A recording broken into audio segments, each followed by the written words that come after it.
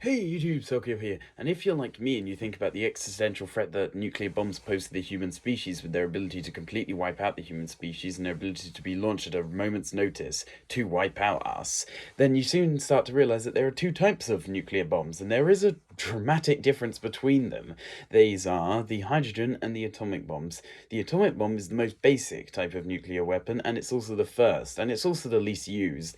It is the one that was made back by the United States back in 1945 in the Trinity test, and famously shown in the Oppenheimer movie. It works by having a ball of plutonium or uranium in the center of a sphere, and this sphere contains these lenses that can focus the power of conventional explosives, like normal bombs, onto this uranium or plutonium, and they're strong enough to compress this ball downwards, which causes fission to happen, and fission is where atoms get split apart, and they contain so much energy, the atoms, that when they're split apart, they make a nuclear bomb explosion. And this is strong enough to blow up a wooden city such as Nagasaki or Hiroshima, like the plutonium ball that was that big was able to do against Nagasaki. However, they're not the nuclear bombs that are used today. Those are the hydrogen bombs, and hydrogen bombs are far more powerful, like 5,000 times more powerful, like creating mushroom clouds that go into space powerful.